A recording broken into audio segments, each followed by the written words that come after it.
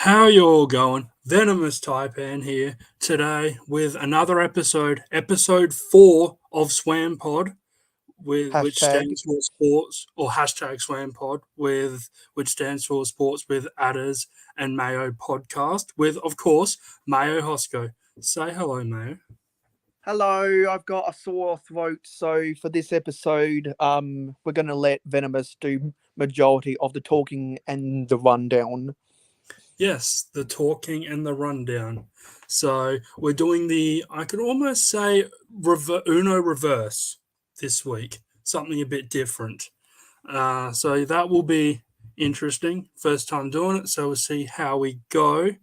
And I thought to start, because there's been a lot of hype around this, we should start with the NFL, because obviously round one has just been completed a couple of days ago. There was some interesting results. There was definitely a couple of surprises. Don't know whether it was just round one or whether that's going to continue, but there was definitely a few shocks. The main one for me, and I don't know whether you were shocked, was the Broncos losing to the Seahawks. That was one that I actually thought the Broncos was going to win in Russell Wilson's return to Seattle. But there was obviously a lot of controversy at the end of that game, where I believe they went for a 64-yard field goal instead of going for it on fourth and fifth, or 4 and 5, fourth and five. So yeah, I don't know whether you've seen that at all, or whether you watched the game. Yeah, I've seen it ad nauseum, and apparently there was a 50% chance they would win the game if they had gone for it on fourth down, and a less than 10% chance they'd win the game if they would go if they had gone for the field goal, of which they did. So the analytics thinks it was the wrong decision, and I tend to agree because we've seen countless times over the past decade Russell Wilson win games for the Seahawks on a 2 minute drive. Yeah, I couldn't get the decision.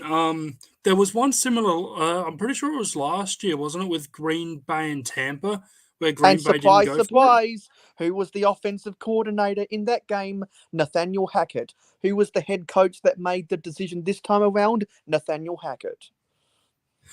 Yeah, that's a fair point. I mean, especially I saw a tweet right from Shannon Sharp, and it was actually before I knew what happened, but I knew, so that's where I sort of actually saw it first. And his quote was well, not quote, but what he said was, "You pay Russell Wilson this big money for a quarterback to be able to get you through these situations.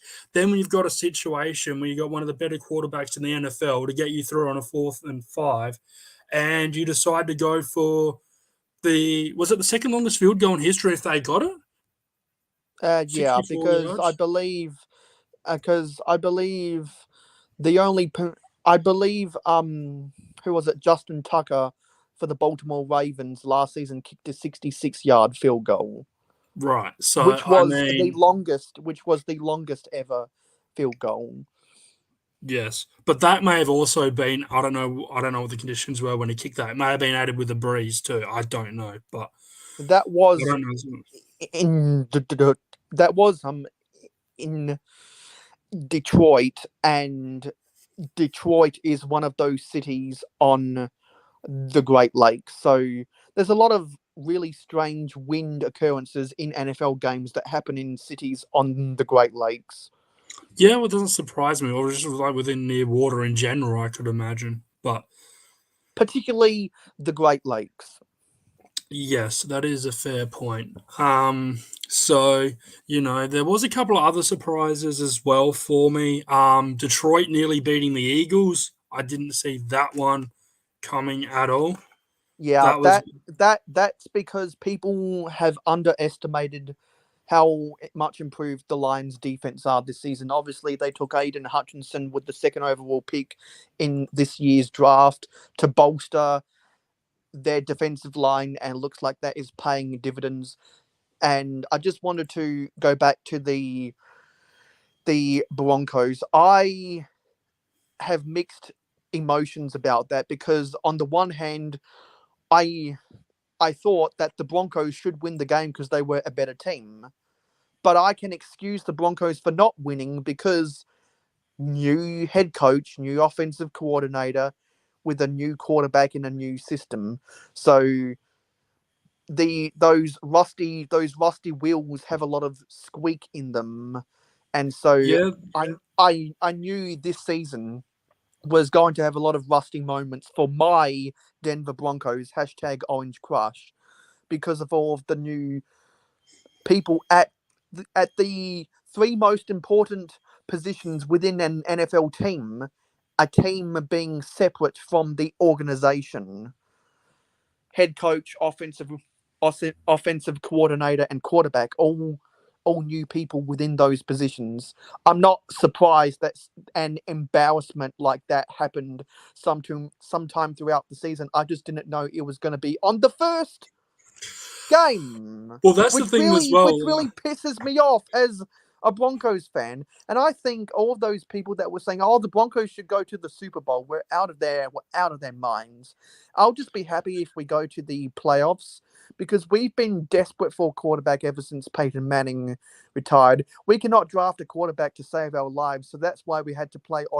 That's why we had to pay overs for Russell Wilson, and people are going to be pointing towards that contract and saying, "Hey, Russell Wilson, you're not living up to that contract," forgetting that the only reason he deserves that artificially inflated contract, given today's absurd quarterback market, given the salary cap, is that the Broncos were desperate for a quarterback for 6 years. All of our listeners from Chicago who are Bears fans know how desperate you get for a quarterback. Yeah, no, I especially with quarterback being the biggest sort of position as well. But what surprised me the most was that it was I understand your point in terms of like all the changes and stuff, but especially being the Russell Wilson sort of not really homecoming, but sort of returning to Seattle. I thought there was definitely a game that he would have gone, maybe made a statement. But anyway, I And suppose it is people only week one as well. have said that um Pete Carroll, the head coach of the Seattle Seahawks, kind of dog whistled to the Seahawks fans, known as the 12th man, dog whistled them to make all of their noise and boo Russell Wilson on purpose to give the Seahawks a psychological edge, and that dog whistling worked. Yeah, well, obviously seems like it by the result. But there were also some other surprises. The Bears beating the 49ers. I can sort of understand why, because new head coach who is an upgrade, new offensive coordinator who is an upgrade, new general manager who is an upgrade. They acquired a lot of offensive line pieces in the waiver wire because their offensive line stinks. It was the first day of the season. Trey Lance, there's a lot of doubt over Trey Lance right now in out west in San Francisco, and people are already saying that it was a mistake for um the 49ers to give up 3 first round picks to go and draft him. I've always been skeptical because he hasn't even completed 500 passes in his entire career. That goes Yeah, back it's not much. that goes back to his senior year in high school. That's not really a lot, to be fair. But to be fair, it's only the first game, so it's hard to judge. But a couple of the others quickly was Pittsburgh over the Bengals. The Um, Bengals was okay, interesting. I'll say that just because the Bengals revamped their offensive line, revamp is not the same as revitalizing. Revitalizing means to get better. Revamping just means to make changes. So yeah, they've still got problems on their offensive line to work out. And the last one, I think, was the Giants and the Titans were the other ones that I was a little bit like, I would have thought the Titans would have won that, but Yeah, well, Saquon Barkley had his by far his best game since his rookie year, and Brian Daboll is already looking like the best New York Football Giants coach since Tom Coughlin and Eli Manning won Super Bowls against your New England Patriots and Tom yes. Brady. Which, the Patriots had an amazing game week 1, but, well, that was fun. But, offensively weren't For great. all the wrong reasons, you've got offensive line problems. You could say that, yeah, you're definitely not wrong. I think defensively was fine. Holding Miami to 20 points, I don't think is too bad. But yeah, only scoring 7 yourself, I mean, that's not really going to win you too many games. So Because clearly the Patriots have a problem with the disconnect between their cobbled together mumbo jumbo offensive coordinators who don't deserve to be offensive coordinators because they literally have defensive backgrounds, which I think is an indictment on the greatest NFL coach of all time in Bill Belichick. That's an indictment on his coaching staff, well, I and mean, I'm predicting a massive down year for Mac Jones. yeah, I don't know. I Yeah, I'm not sure. I feel like Mac Jones is gonna. Yeah, I don't know. And I've I been don't know thinking about about down this, year, but and I've been thinking about this last night. Robert Kraft, the owner of the New England Patriots, needs to go up and have a private conversation with Bill Belichick and say, Bill, you are by far the greatest NFL head coach of all time. You have helped deliver this franchise 6 Super Bowls. We love you as a head coach, but you've made some bad decisions in the draft. We're going to keep you on your salary, but sadly, you can't be our GM anymore. You're still going to get your money. We're not going to take any money from you. You're still going to get your money. You're still going to be the most important person in our front office. But I'm sorry, we need to get a new general manager. yeah, well, I kind of feel like at the moment he's trying to do too much because he's Exactly. offensive Bill Belichick line is biting off more coordinator. than more than he can chew, given how old he is. Well, I'm on. He's what? His offensive line coach. We don't have them. We didn't replace Josh McDaniels. He's also the GM and also head coach. So Yeah. So, do we want to elaborate more about the importance of offensive lines?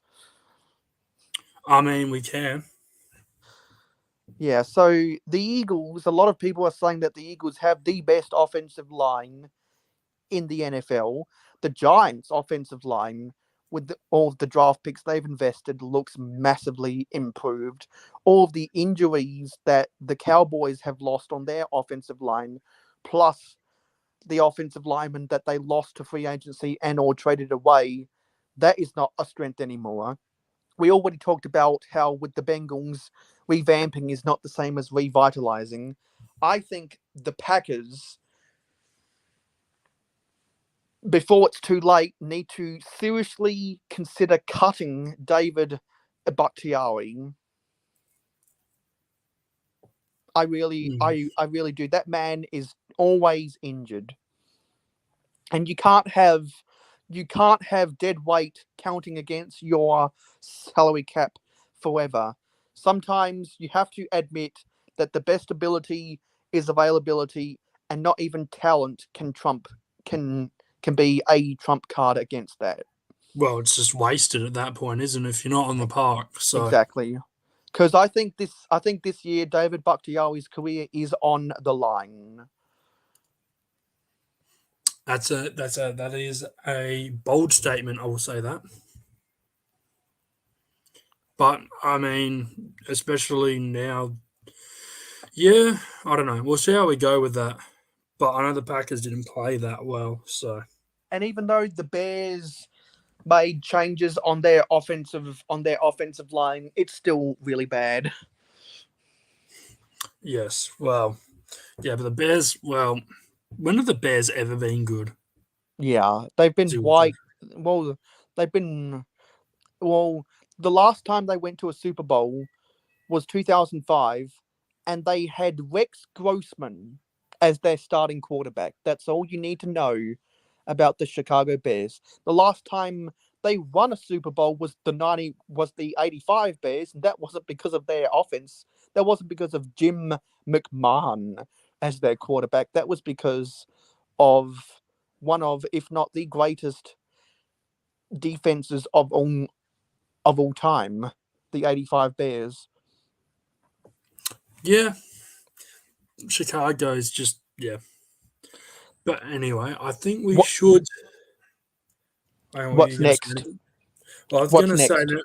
next thing. I was going to say yeah, we're going to move on now, and I think the next thing we could talk about is the AFL because that, as well as the NFL with Week One, has got a lot of hype because we've got 3 games left of the entire season. We've got 2 preliminary finals, and then we've got obviously the grand final next weekend. So the results from the AFL were I can't remember the exact scores. I should have them in front of me, shouldn't I? This is very professional. But the results were Brisbane defeating Melbourne on the Friday night, The Demons are out in and straight sets. also Collingwood. Yes, and Collingwood defeating Freo. So Brisbane won 14-8-92, defeating Melbourne 11-13-79. And then Collingwood defeated Freo 11-13-79. Oh, they kicked the same as Melbourne. I did not know that. And then Freo kicked 9-5-59, so winning by 20 points. And I have to say, Demons going out in straight sets was not what I predicted. I think the second semi-final, went sort of according to plan, but I did not predict Brisbane at all.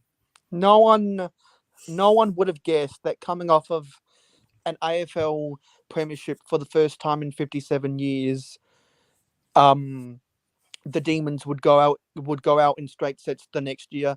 But I believe the number one reason why the Demons won the premiership last year in the first place is because they bought in to the mantra of embracing being a role player. This year they were more selfish, and I Yeah. think that came back to bite them because they didn't. They There were players that forgot how to embrace being a role player. Yeah, I think they were just trying to sort of. It's almost like they're almost playing for like contracts or stuff like that in terms of trying to stand out. Because you're I think right, a they lot of their definitely. players were playing to where we're trying to do too much. Kind of like, well, yeah, kind of like Bill Belichick. They were biting off Well, that's more exactly what than I was more thinking than of. more than But they could chew. no, it's definitely exactly what I was thinking of. But Brisbane. I mean, the thing that makes it even more crazy was that Melbourne were 5 goals up at one stage, or to be Yeah, exact, 28 points. So that's what makes it even more incredible. I think at halftime, Melbourne were up by 22 points, and then Brisbane kicked, I believe it was 11-5 to 5-5 in the second half, I believe. So, oh no, 11-4 to 5-5, sorry, in the second half. So, pretty much doubled their score in the second half. So, I believe which, there's been 5 or 7 times this season that Melbourne were up by more than 20 points in the first quarter and lost all of those games. yeah, that yeah, I've mentioned like I've seen a couple of people on YouTube who do follow the Demons through like AFL vlogs, and they actually mentioned the same stat, which I actually didn't know about until they mentioned it, which you know is interesting. I know at Footy Class they definitely mentioned that as well, which I don't know, especially with the reigning premiers, it's not something you would expect, but you know, So it's definitely who do you think's going to be in the grand final? well. My heart is going Brisbane, Sydney. I'd love Brisbane to go all the way. And I'd also like Sydney as well,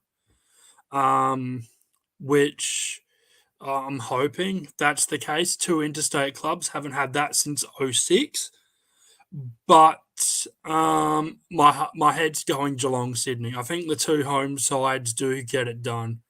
I I can't see feel the Brisbane exact beating Geelong. same. I feel the exact same as you.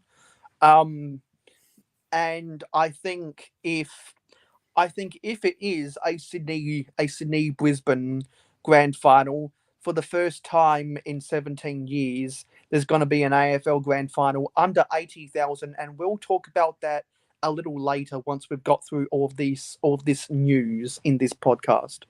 Yes, that is an interesting take. I do actually have an interesting opinion on that, but we'll get into that later. But yeah, I do think it will be Geelong City. I think there will definitely be at least one Victorian team in there. But one thing I am happy with though is that Jared Berry is cleared to play. That is one thing I'm very happy with because he because overcame his potential eye gouge, and he took it all the way to the tribunal and successfully got it downgraded from intentional to accidental contact with the eye. yes, which I mean, that's one thing that's been annoying me a little bit this year with the AFL is the tribunal inconsistencies and the officiating inconsistencies over a season so far. I know there's still 3 games to go, but in terms of the entire season, I think the brand of football has been good. But I think in terms of behind the scenes, in terms of the officiating, the tribunal, the inconsistencies do still bother me, especially with the tribunal, because I believe can't remember. I definitely know Lynch was one. I think Jeremy Cameron was the other that did a similar thing. They didn't get looked at. And then Jared Berry does it and he got a 1-match ban. So again, just those inconsistencies that I don't know, especially with the tribunal. I don't know how you sort of solve that, but The AFL needs to be more transparent with their rules, and Michael Christensen, the head of the AFL match review panel, needs to be fired. He should have been gone 4 years ago. yeah. Michael Christensen has to be fired. Yeah, I definitely agree with that. I feel like he definitely has favourites at the moment, and the tribunal's really getting a workout at the moment. I mean, it wasn't that long ago. We're going back. It was about a month ago, wasn't it, with the Paddy Cripps thing with the Just like bump? how the head of the NRL judiciary has to be fired. Well, yes, I'm actually going to get into when we start getting into the NRL, which might be a good segue into that, because there's a lot of things that annoy me about the NRL this week. So, Do we want to talk about that? Sorry. Do we want to talk about that right now? Well, is there anything else we want in terms of the AFL? When we can speak about what you mentioned later in terms of crowd. Yeah, everything else about the AFL, we're gonna circle back to that later on in the podcast. Okay, right. Well, then I think it's a good segue then into the NRL, because there was 4 games in the NRL this week. The first one was a Friday night where Penrith beat Parramatta 27-8. Then there was 2 games on Saturday. There was a Saturday twilight where the Raiders upset the Storm 28-20. That's That something makes me I very didn't see happy. coming. Makes me happy, but it's one I didn't see coming, and away side winning it. Then one of the greatest finals I reckon I have seen since probably the last 2 were really good, but that Saturday night one is probably one of the greatest finals I had probably seen since probably the 2015 grand final, when that went into Golden Point, didn't it, in the end? The 2015 grand final? Yes. Yes, so because that final Saturday night, Cowboys beating Cronulla 32-30, again, was not expecting that because it was in Cronulla. I was expecting the Cowboys to win because they had a better defense than the Cronulla Sharks all season, and defense wins premierships. Yeah, that's a fair point. But Valentine Holmes against his old side, I mean, that was just, was it poetic? Is the best way to describe that? At a sold out Shark Park. Well, it wasn't that hard to really sell out. It was only like 12,500. because they're redeveloping it. But, there's a lot of people complaining about that as well. But, yeah, which was interesting that, they week 1, they allow you to play at the home games, including Shark Park, where it's under redevelopment. So there's only 12,500, I believe. So, I mean, of course, they were going to settle it out with that. And yet the AFL semi-final got, was it 90.5 for the Collingwood game? Yeah, that shows how much leaps and bounds the AFL is ahead of the NRL.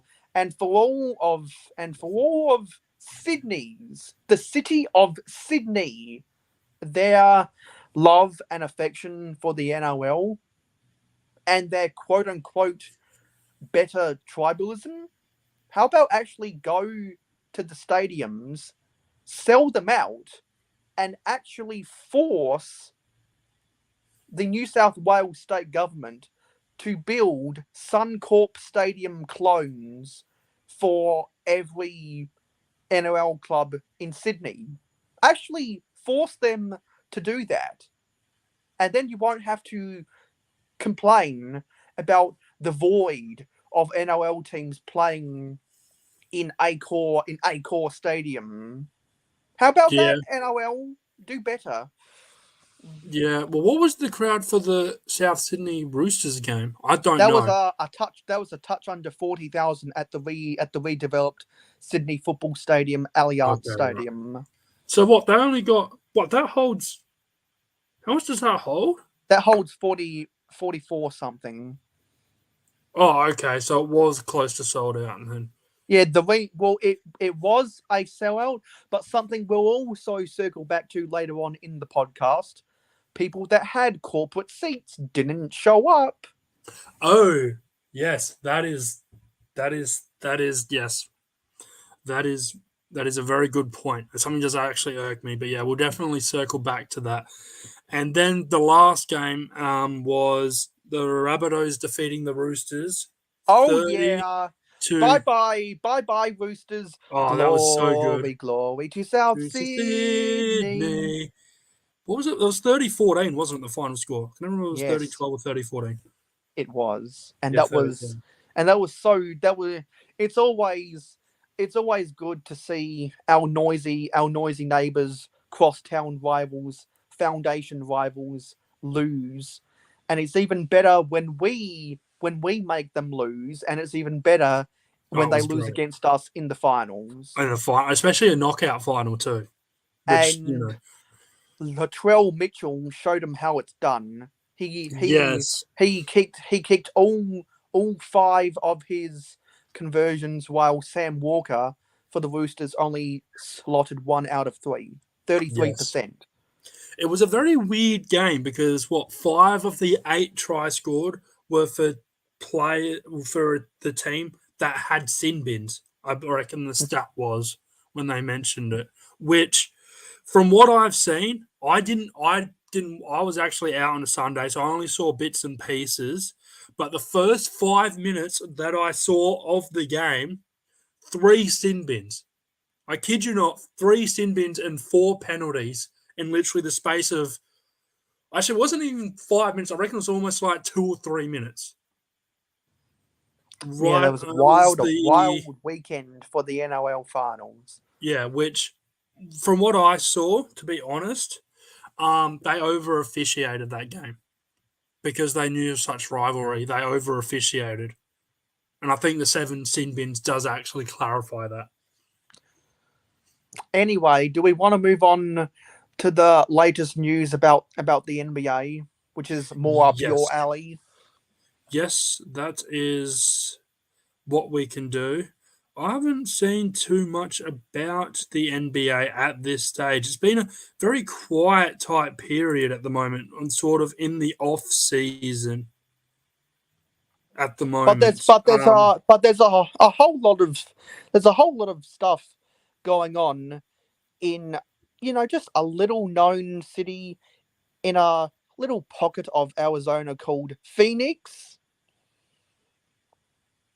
Is there? Yeah, I didn't know Phoenix was in Arizona. Because Robert Sarver, looking like the next coming of James, no, no, not James Dolan, looking like the next coming of, I don't know, Dan Snyder. Okay, yeah. Okay, see, yeah. Okay, now I know what you're talking about. Yes, that was. What actually happened there? I'm going to be honest. So What? what happened is that, according to the final reports of the investigation, Robert Sala was proven to be a misogynist against his female employees, commenting about their sex appeal, among other things, was racist to his black employees, using the N-word 5 times. And the result of the investigation is he was fined $10 million, which is the maximum owners can get fined under the NBA collective bargaining agreement, and he was suspended for team interactions for 1 year. Okay. Can Phoenix replace him? That's my question. Or they He is an probably won't. owner. He is So an probably owner. not. It's supposed to be a year, but Yeah. He is an owner, so he is the top dog, and I have not heard anything about the board of of governors of the NBA. NBA owners have the nerve to call themselves governors, by the way. They have the nerve to do that.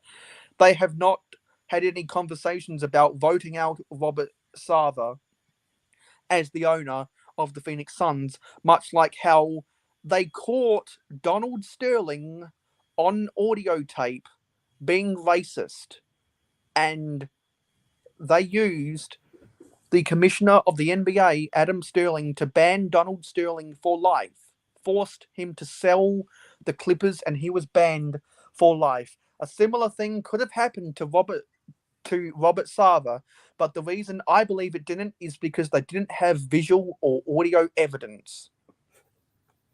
okay, right, yes. Well, yeah, this I don't know with the NBA. Is it starting it's starting to become a trend. There's been a couple now where owners have gone in and done stuff like this. And it's not a good look for the NBA. And it's That not a good look for the NFL when they don't want to vote out the catalyst for this obscene owner behavior, Dan Snyder, because the board of NFL owners are literally scared of Dan Snyder, because they know if the NFL owners do anything against Dan Snyder has such an ego, he will rat them out, and they are scared that anything they do to Dan Snyder, their peers could do against them as well, because they are trying to protect their own ego, because they cannot control themselves in the old men the old man white man gentleman's club that is NFL and NBA ownership. right, yeah.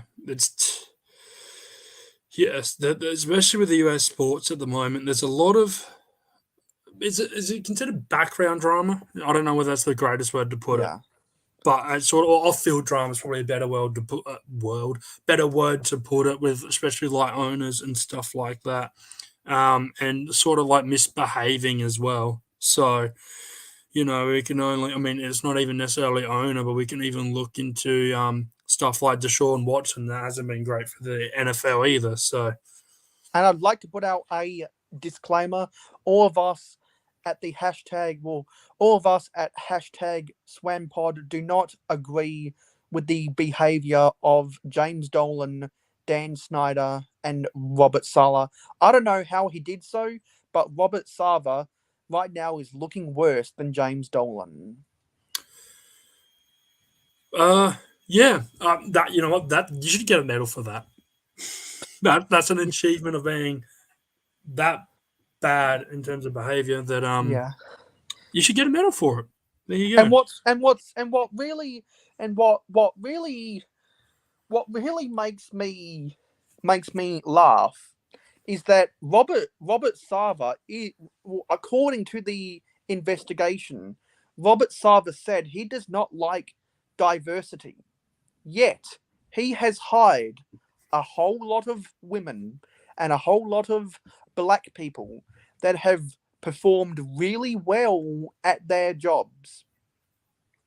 So even though Robert Sarver does not like diversity, even someone who has such bad behavior as Robert Sarver can admit that in certain situations, women and black people Or African are the Americans, yeah. best person for the job. They are Yeah, we'll the see. best. They are the most qualified candidate for the job, which is not something you normally hear in the diversity movement. Normally it's about forced diversity. However, with the Robert Sarver case, it actually looks like deserved diversity Well, for him that's for him to for because for him to openly say, according to the investigation, that he does not like diversity. Monty Williams, coach of the year. I believe they have a black GM who was in the race for executive of the year a couple years ago. And they have a whole bunch of women who have also been in in contention for of the year awards, which is a testament to the productive atmosphere in the Suns culture, well. but See, for me, the behavioral aspect of the Suns culture is not good, and it all starts. The buck stops with Robert Sarver. The fish rots from the head down. yeah, you're not wrong. But I actually think deserved diversity is a lot better than forced diversity. I've never been a big fan of forced diversity at all. I'm much of the opinion that when it comes to race and gender in sport and like positions, they should not be taken into account. It should be based on the person and the role itself. So, And particularly with sports, which is the best example of a meritocracy, that that is the most fitting, but still it has its flaws because the NFL needs the Rooney rule. And as a part of the revamped Rooney rule, team owners will actually get gifted second and third round picks for making diversity hires because the NFL executives acknowledged that the NFL had a diversity problem. okay, I didn't actually know Because about that. look at all the times that offensive coordinator of the Kansas City Chiefs, um, Eric Bieniemy, looked like the front runner for head coaching jobs and just got ignored. Look at the way that that Brian Flores took the NFL to court. Look at the Sean Watson court cases. That's not a good culture for the NFL, and similar things happen with the NBA, similar things happen with the NHL, similar things happen with Major League Baseball, and I assume in small pockets of Major League Soccer similar things happen there. Yeah, well, I mean, it just seems like it's more of an at that point. If it's over the leagues, it's not necessarily a league specific thing. It's more of it almost you could argue an American sport culture thing at that point. Yes, and that's what I'm saying. Yes. American sports culture has a problem with diversity, but I haven't heard someone inadvertently chant for earned diversity as much as Robert Sava, but it was totally unintended because he should not, in my opinion, he should not be the owner of the Phoenix Suns right now for using the N word reportedly 5 times. Yeah, that I actually didn't There hear is no about that. denying after that that Robert Sava is a racist. Just like how the NBA proved that Donald Sterling was a racist. Donald Sterling is banned for life. Yeah, that's Yeah, as I say, I didn't actually hear about that in terms of him using that word that many times. I actually didn't know about that. I knew it was definitely under investigation and stuff, but I didn't know that that was the case. So yeah, is there anything you want to do with that, or do we want to I move think on? I think I think we've said all we need to say about that. I just wanted to briefly mention that that last week's EPL games were all cancelled because the Queen has passed away. Yes. Hang on, I'll be back 2 sec. And there are lots of people in mourning of the Queen right now. And once the whole world learned that the Queen died, I thought it was the inevitable that the EPL would suspend match play for the mourning of the Queen. Lots of people have lots of different opinions about the Queen and her passing. So let us know in the comments what you think about the EPL suspending their season for the mourning of the Queen. We'd love to hear what you guys have to say. Well, I've Hit us got an up on opinion on this, um but hit us up on social media using hashtag SwamPod.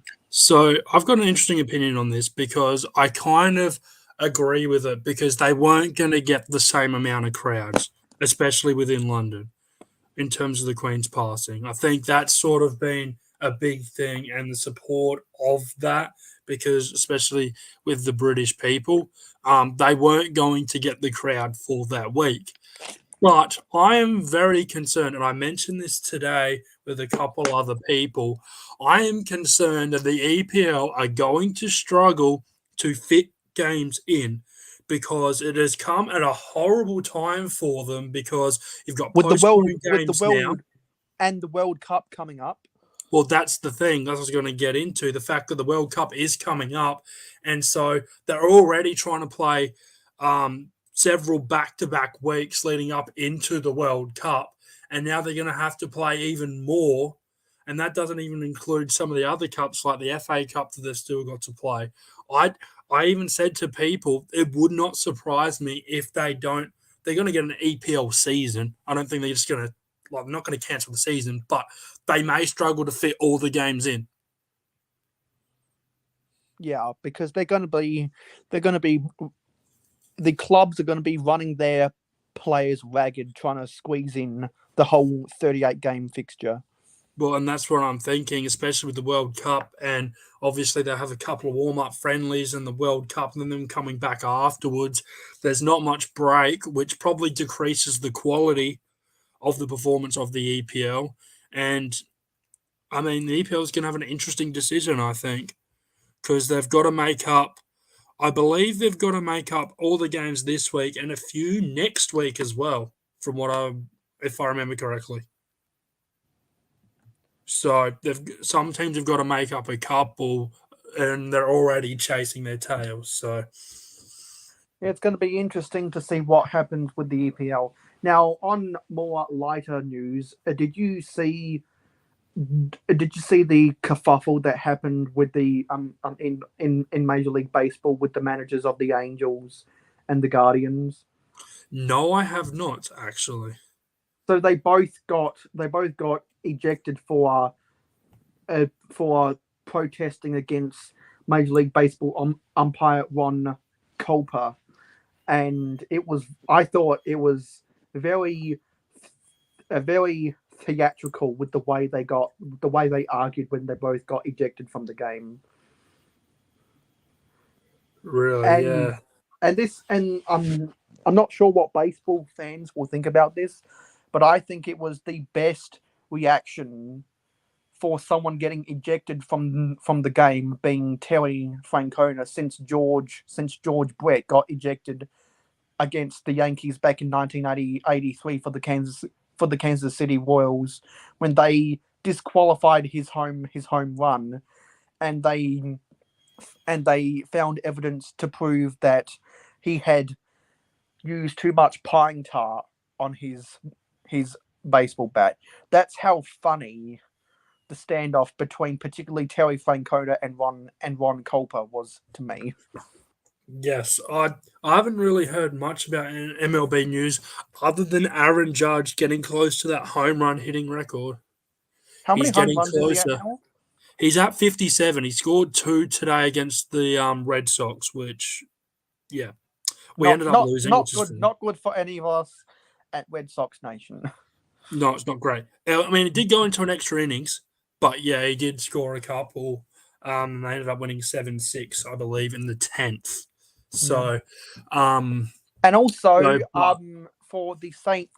Louis Cardinals, Aaron Pujols is up to 697 home runs, and this week he surpassed Alex Rodriguez for the third amount of home runs all time. yeah, yeah. Well, I didn't actually know that.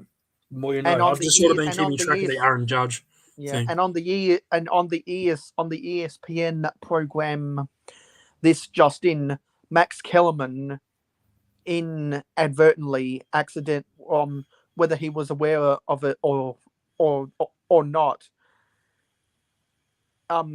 inferred that with the sudden surge from Albert Pujols that he might be on steroids, and so he actually had to apologize for making such an inference. Well then, Yeah, so that is I don't think that was Max Kellerman's intent, but I could see where some people might have thought about that, because I watched that on I watched that on my DVR, and when I heard him say that, I was like, yeah, Albert Pujols is on an upswing, and I hope that no one thinks that you're implying that he's cheating, he's juicing. because when you say, oh, this Major League Baseball suddenly looks better with the stigma attached to Major League Baseball, you know what's bound to happen. yeah. Literally. I mean, is it possible that he was just trying to paint a picture or even joking? That's the thing too. Did people literally take him literally? Yeah, and so much so that the ESPN producers forced him to apologize. It's kind of crazy to think that if baseball got that much of a steroid problem that when someone even jokes about steroids, they think it's serious.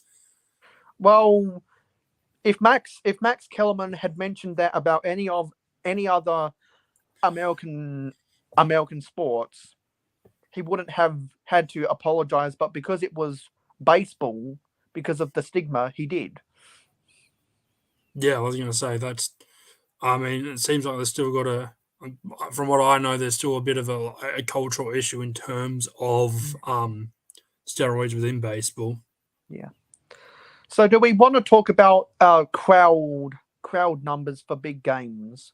Yes, I think that was good because they definitely brought up something quite interesting with that, and something especially when you do go to sporting events, which I do quite regularly. You do notice this. So, I said earlier on in the podcast that if the AFL Grand Final is between Sydney and Brisbane, it'll be the first time I'd predict the first time under 80,000 since the 2005 Grand Final. Yes, that is correct. There's two things to that. With that, first of all, I don't know whether it'll be under 80,000. I know they're not two Victorian teams, and obviously the grand final is always played in the MCG, which is in Victoria. But I'm sure that especially the MCC members would go because of the prestige of a grand final. And because it's included in their cost of being a member. Exactly. You may as well make the most of it.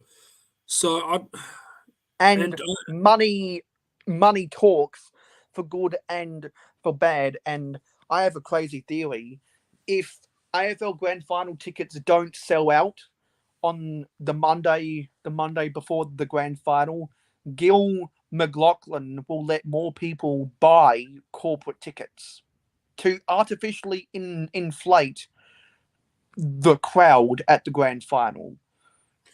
Yeah, that just to make it look better. Yeah. Yeah, I mean, especially, I mean, it won't matter too much now because they've done the TV deal, but especially with the TV deal, I could definitely see that actually happening.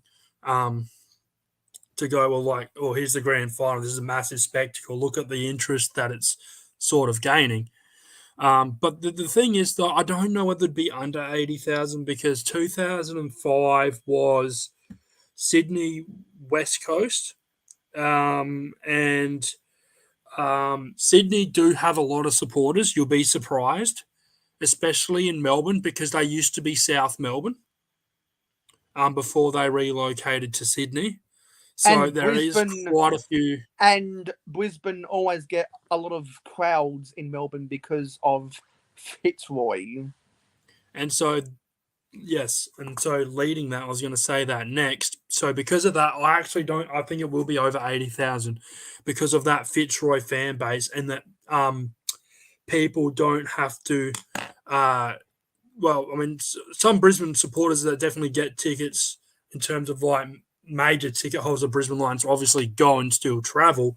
But there'll definitely be fans within Victoria who are Fitzroy supporters and still sort of Fitzroy and then Brisbane when they merged. So, because it's a big difference having someone, be that supporter base that lives in Melbourne compared to like flying from Perth like West Coast would have done in '05 because of stuff like flights and all that, which are insane, especially this time of year. I mean, because I don't know of whether you've heard. because of price gouging and Yes. price fixing, which should be illegal. Oh, it should be. But I think, they're not going to worry about it, are they? Because, like, one of the major culprits is Virgin, who are still a sponsor of the AFL. So, major money for them. You got them in their back pockets. Gee, I wonder if anything could go wrong with that. And my problem with corporate seats at grand final and final events is that they're not real fans, they're not members of teams, they're not season ticket holders of teams. It's a crime that members of teams are only allowed 30% of all tickets for the AFL Grand Final. I'm sure that stupid shit happens with the NRL Grand Final. I'm sure stupid shit happens with the Super Bowl. I'm sure stupid shit happens with the NBA Finals and the World Series and the MLS Cup and the Stanley Cup and the FA Cup Final. But Jeez, yeah. it's like they're fake fans. The MCG and Michigan Stadium in Ann Arbor for the Michigan Wolverines in college football. College football! We're talking about college football.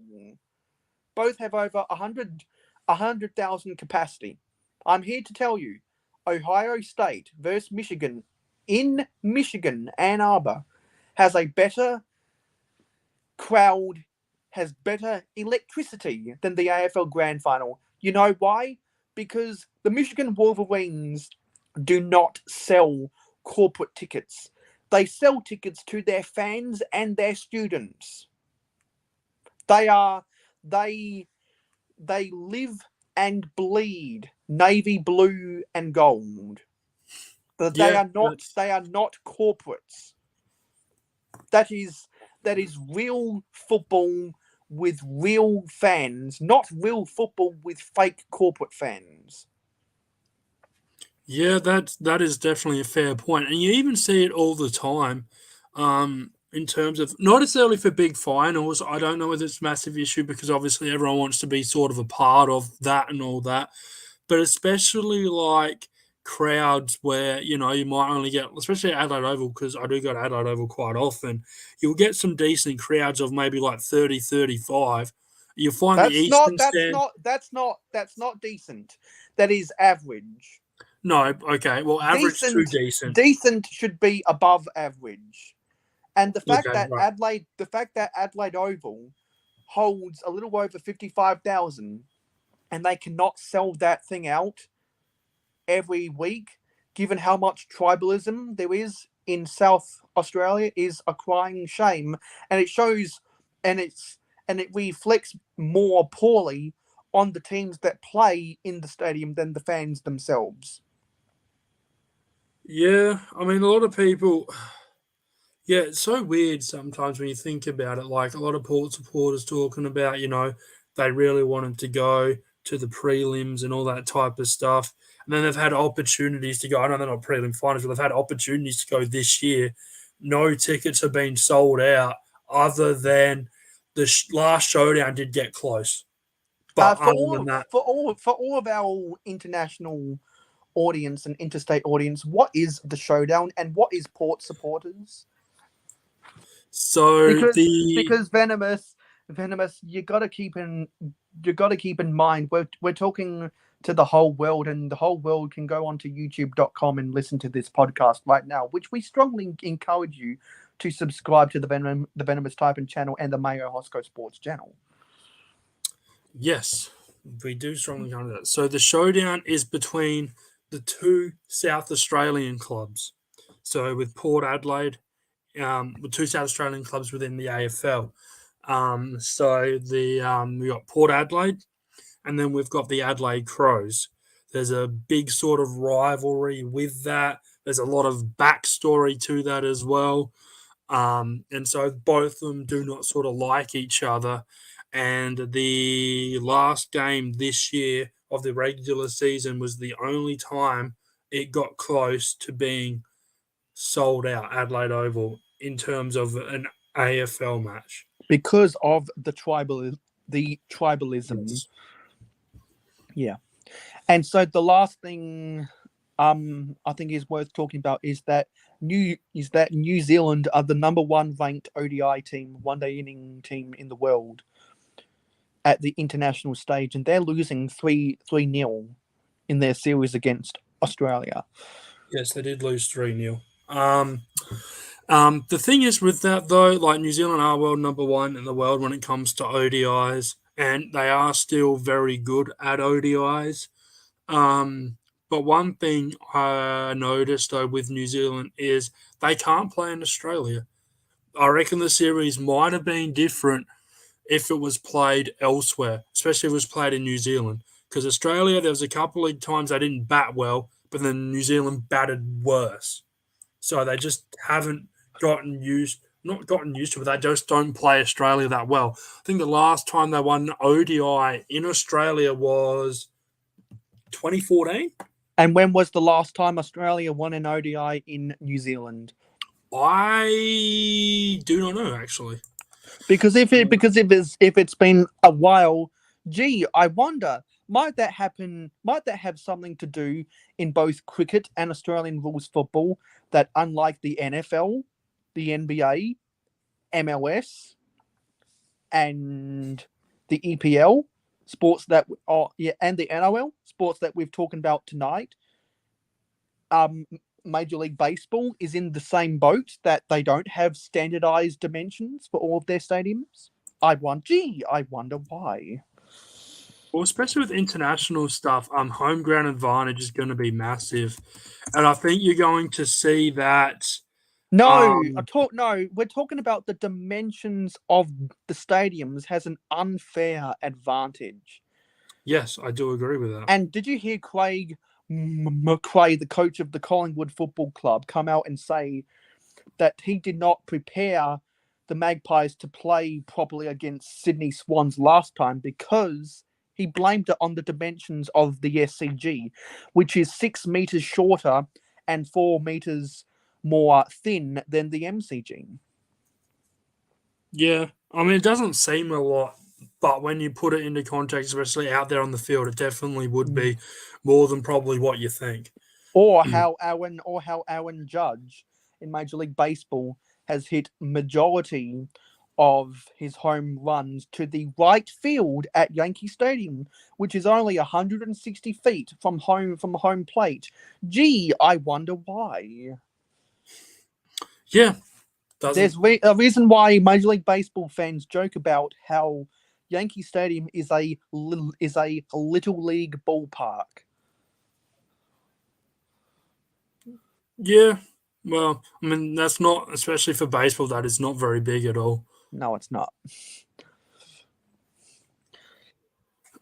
Yeah, and I just had a look at that. I couldn't quite find it quickly, but I know that Australia has beat New Zealand since 2014 in New Zealand. Pretty sure they won a couple in their last series or the series before, but I'm pretty sure they definitely have won more in New Zealand than what New Zealand have won in Australia. Yeah. That I'm 110% positive on. Well, I think that's all we needed to talk about today. We might Yes. save we might save our conversation about player contracts and recruitment strategies for the next episode, because we have just ticked over an hour and we don't want to keep Yes, we have. we don't want to keep our listeners listening to us for any more than an hour. Yes, okay. That's so. Well, we're going to wrap up this episode of #SwamPod, which stands for Sports with Adders and Mayo podcast. Hope you've enjoyed this episode. Please like, comment, and subscribe. Subscribe to the Mayo Hosco Sports channel as well as all his other channels as well. Subscribe to the Venomous Taipan YouTube channel.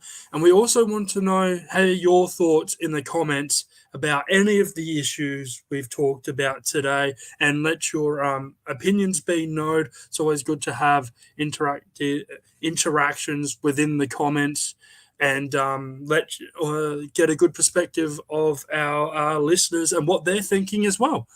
So, And if you wanna reach out to us about anything we've talked about on social media, just be sure to tag us with #SwamPod. And for all of my different social medias, you can find which platforms I am by going to mayohosco.weebly.com.